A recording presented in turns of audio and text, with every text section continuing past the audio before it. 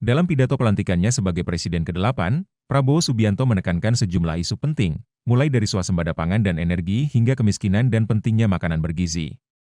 Ia juga menyoroti pentingnya pemerintahan yang bersih serta pemimpin yang harus memberi teladan. Direktur Eksekutif The Indonesian Institute, Center for Public Policy Research, TI, Adinda Tenriangke Muchtar menggarisbawahi ihwal pidato tersebut kurang menyinggung aspek hak asasi manusia, HAM.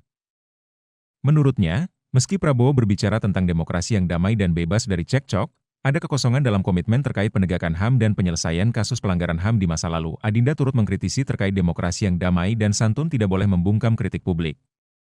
Ia mengingatkan kebebasan berekspresi dan berpendapat adalah inti dari demokrasi yang sehat. Pidato Prabowo, meskipun menekankan kerjasama dan penghapusan dendam, tidak cukup menegaskan perlindungan terhadap suara kritis dan transparansi pemerintahan, dua aspek yang krusial dalam menjamin HAM.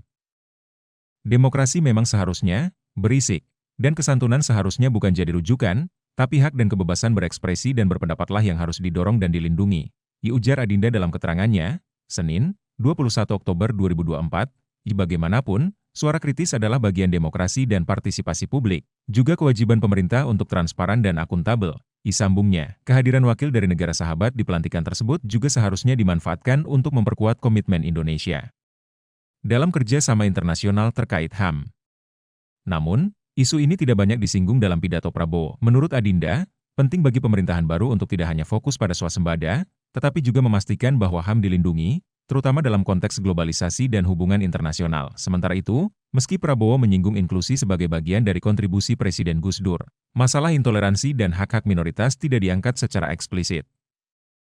Toleransi merupakan bagian dari asta-cita yang dijanjikan Prabowo Gibran, namun intoleransi belum jelas penanganannya. Jika tak Adinda, ia menutup dengan mengingatkan bahwa tantangan besar menanti dalam 5 tahun ke depan.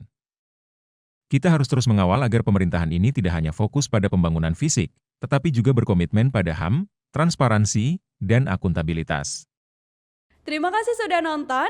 Jangan lupa like, subscribe, dan share ya.